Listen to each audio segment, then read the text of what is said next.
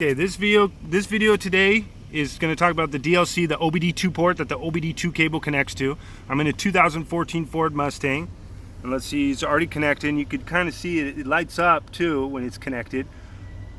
Our tools truly power on through the vehicle's 10 to 15 amp accessory fuses. You don't need to charge our tools, and they don't take batteries. The ones that take batteries are accessories. That's for OBD1 or for looking at stored codes if you don't have the vehicle anymore, because it still saves up to 3 vehicles' data even without batteries.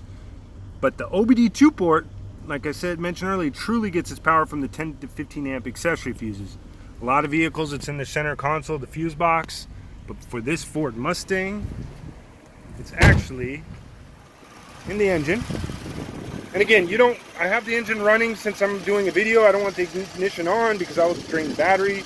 This tool works with just ignition on, or you can get the engine running. But again, if you're going to work on it for a while, I prefer to get the engine running because you don't want to drain the battery. With the engine running, you got the alternator charging continuously, so that's good. Now this is the fuse box right here for this 2014 Ford Mustang. Now what I'm going to do is just take it off to show you. So, and excuse me, I'm in a working environment because I am here at Innova Electronics Corporation.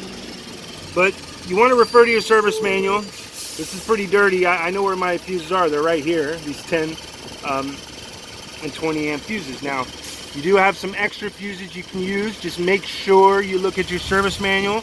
I'm gonna look at mine because I have my windshield wiper. Sensors, it's full of fluid as you can see, but the relay is blown, so I just got to replace that, which I don't have an extra relay right now for that.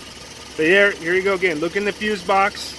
If the tool's not powering on, it could be defective, but most of the time it's a blown fuse. If you don't know where your fuse box is, make sure you check your cigarette lighter. If your vehicle has a cigarette lighter equipped, see if it works. If it doesn't heat up, then that means you have a blown fuse, because the same fuse that controls the cigarette lighter gives power to the OBD2 port, the DLC data link connector as well.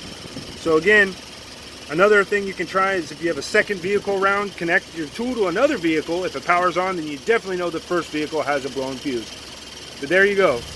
Most of the time, the reason the tool will not power on with your vehicle is because there's a blown 10 or 15 amp accessory fuse.